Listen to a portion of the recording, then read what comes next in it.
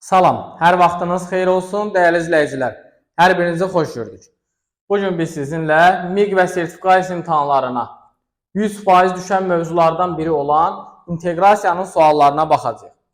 İnteqrasiya ilə bağlı mən sizlər üçün 5 ədəd müxtəlif situasiyalardan ibarət suallar hazırlamışam və onları sizinlə birlikdə müzakirə etmək istəyirəm. Gəlin, birinci sualımızdan başlayaq vaxt itirmədən. Sualımızda deyilir, məktəb bufetində satılan qidaların tərkibindəki şəkər və yağ miqdarını biologiya dərsində öyrəndiyi sağlam qidalanma mövzusuna əlaqələndirən şagird riyaziyyat dərsində öyrəndiyi faiz və nisbət mövzusundan istifadə edərək bu qidaların zərərini hesablayır. Məlum məsələ, biologiya və riyaziyyat fənlərinin əlaqəsini açıq-aydın görürük. Deməli, sualımızın cavabında fənlərarası inteqrasiya var. Amma fənlərarası müxtəlif variantlarda verilib. Bütün variantlarda demək olar ki, fənlərarası var, birisi xaric. Deməli, 4 variant arasında qalacaq. Əsas məsələ bu cümlədə fən daxili yoxsa fən üstü inteqrasiya varmı? Bizi ən çox çaşdıran məqamlardan biri. Cümlənin sonunu oxuyuram. Deyir ki, daha sonra o bu hesablamalar əsasında məktəb rəhbərliyi üçün bufet menyusunun daha sağlam variantlarla dəyişdirilməsi barədə təkliflər paketi hazırlayır və bufetdə tətbiq olunmasına nail olur. Müəllimin bu fəaliyyəti hansı inteqrasiya növlərini əhatə edir? Fən daxilimi yoxsa fən üstümü seçək? Fən daxili şaguli.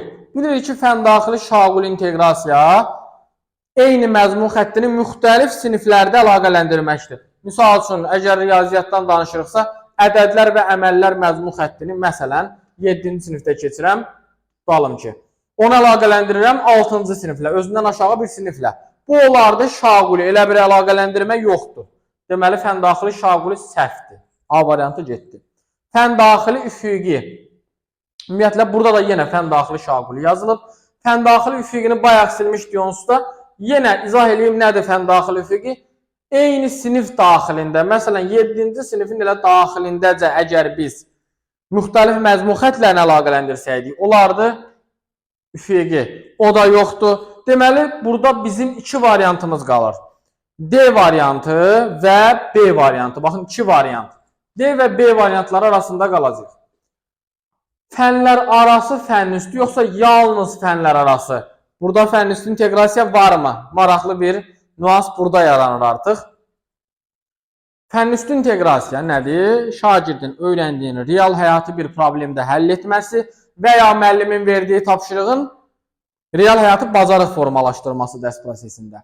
Deməli, burada əgər şagird bufet menyusunu daha sağlam variantlarla dəyişdirmək haqqında təkliflər paketi hazırlayırsa, bu adam riyaziyyat, biologiya kimi fənlərdə öyrəndiyi biliklərini, bacarıqlarını artıq neyinir? Real həyatı bir problemdə tətbiq edir. Deməli, burada fən üstü inteqrasiya var. Bu halda cavabımız B variantı olacaq. Fənlər arası və fən üstü. Bu sualımızın cavabıdır. İkinci sualımıza gəlin baxaq.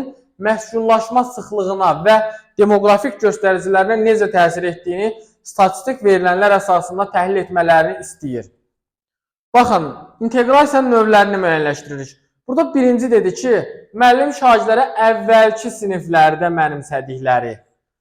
Əvvəlki siniflər deyirsə, deməli burada fən daxili üfüqi yox, şaguli inteqrasiya var. Çünki fən daxili şaguli inteqrasiya əvvəlki siniflərlə əlaqədir daha çox. Fən daxili şaguli inteqrasiya var. Daha mürəkkəb səviyyədə ekoloji tarazının pozulması səbəblə əlaqələndirmək tapşırır. Aha, fən daxili şagulini tapdıq. Cümləmizin birinci hissəsi şagulidir. Digər variantları silirik artıq. Qaldı 2 variant, C və D. Görək, fən üstüdür yoxsa fənlər arasıdır.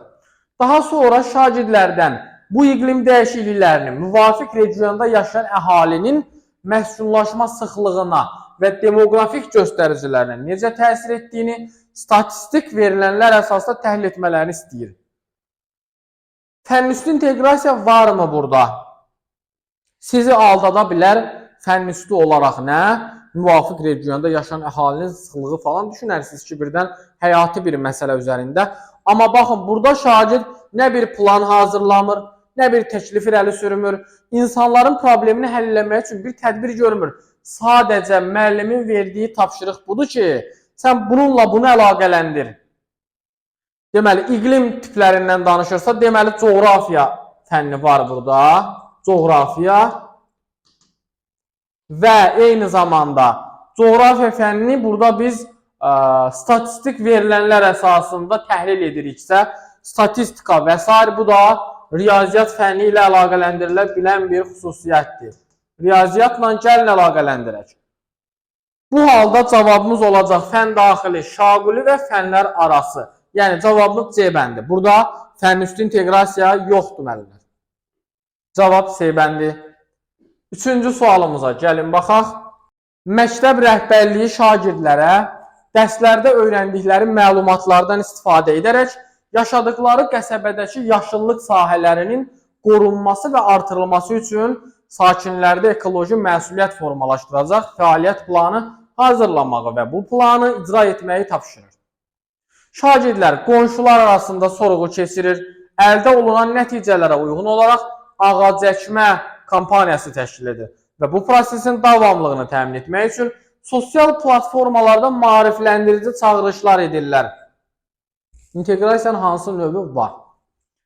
Birinci yazılıb A bəndində fənlər arası inteqrasiya. Baxaq görək, varmı fənlər arası inteqrasiya? Burada biz müxtəlif fənlərin əlaqəsi rast gəlmirik. Çünki sadəcə yaşadıkları ərazi, yaşıllıq sahələri, yəni bir fənni başqa fənlə əlaqələndirməyəcəyik biz burada. Aydındır. Ona görə fənlər arası inteqrasiya tələb olunmur. Fənlər arası olan cavabları silə bilərik. Fən daxili şaquli və ya üfüqi varmı? Bayaq dedi, fən daxili şaquli aşağı-yuxarı sinifdə eyni məzmun xəttini əlaqələndirməkdir. Burada heç bir eyni fən daxilində rast gəlmirik biz şaquli inteqrasiya. Deməli, B də səhvdir. Üfüqi inteqrasiya dedik, eyni sinif daxilində müxtəlif mövzuların, məzmunların əlaqələndirilməsidir. Ona da rast gəlmiriksə, deməli, cavabımız elə fənnüstü inteqrasiya olacaq. Niyə fənnüstüdür? Şagirdlər dərslərdə öyrəndikləri məlumatlardan istifadə edərək yaşadıkları qəsəbədəki yaşıllıq sahələrinin qorunması. Baxın, biz yaşıllıq necə qorunmalıdır və s. və l. bunları dərsdə öyrənirik. Əgər gedib öz yaşadığımız ərazidə və ya başqa bir yerdə həmin yaşıllıqları qorumaq üçün bir addım atırıqsa, deməli, məktəbdə öyrəndiyimiz bilik və bacarıqları real həyatda bir problemin həllində, bir situasiyada tətbiq edirik. Bu halda cavabımız olur fənnüstü inteqrasiya, məsuliyyət formalaşdırmaq həyati bacarıqdır. Şagirdlərdə məsuliyyət formalaşır. Plan icra eləyirlər, hazırlayırlar, fənnüstü inteqrasiyadır. Aydındır, maarifləndirici çağırışlar edirlər və s. Cavab C bəndi. Müəllim şagirdlərə müəyyən bir tarixi dövrə aid olan dram əsərini oxumağı və həmin mətndə təsvir olunan hadisələrin baş verdiyi coğrafi məkanın relyef xüsusiyyətlərini, təbii şəraitini təhlil etməyi tapşırır.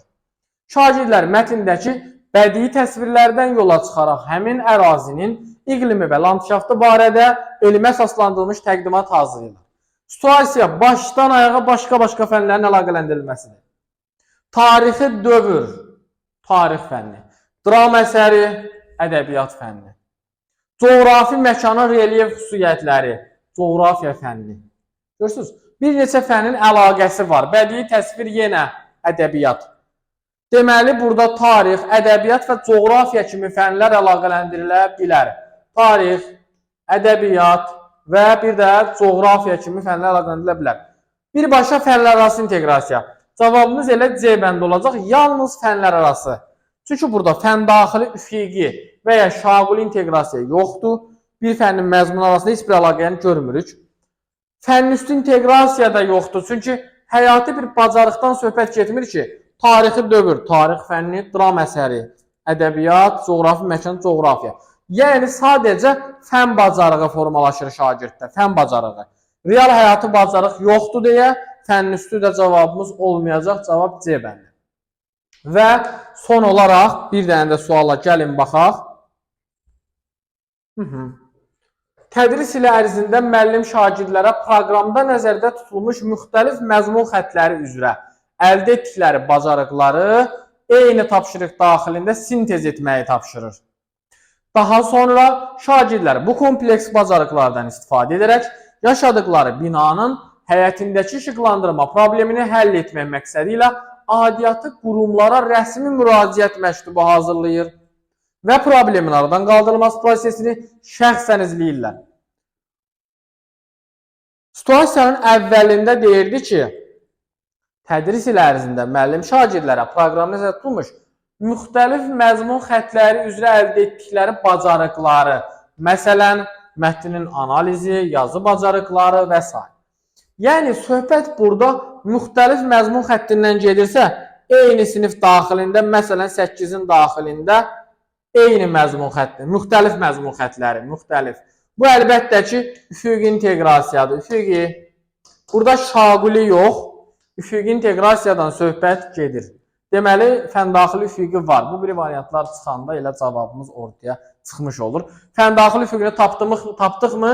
Fənüstü də var burada. Niyə fənüstü inteqrasiya var?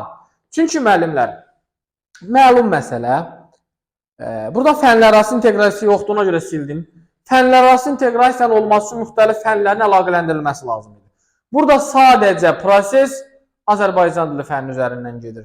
Fərqli bir fən əlaqələndirilməsi biz burada görmürük. Deməli, bu səbəbdən də biz nə edirik? Fənlərarasını silirik. Fənüstü inteqrasiya olmasını hardan bilirik? Yaşadıkları binanın işıqlandırma problemini həll etmək məqsədi ilə aidiyyatı qurumlara rəsmi müraciət məktubu hazırlayır və problemin aradan qaldırılması prosesini şəxsən izləyirlər. Yəni, şagirdlər məktəbdə öyrəndikləri bilik və bacarıqları yaşadıkları həyata birbaşa inteqrasiya edirlər və yaşadıkları binanın həyətində işıqlandırma problemini həll etmək üçün bir addım atırlar. Bu halda biz deyirik ki, inteqrasiya növü fənüstüdür. Yəni, fən daxili üfüqi olacaq, üzr istəyirəm, üfüqi burada, bayaq dedik. Bir də fənüstü inteqrasiya cavab B bəndi. Belə dəyərli müəllimlər, növbəti izahlarımızda baxın, taksonomiya, sonra ən vacib mövzular, qiymətləndirmə, daha sonra sinifin idarə olunması haqqında olan suallar, iş üsulları ilə bağlı suallar, yəni ən vacib mövzularla bağlı sizə suallar təqdim edəcəm. Növbəti canlılarda, dərslərdə.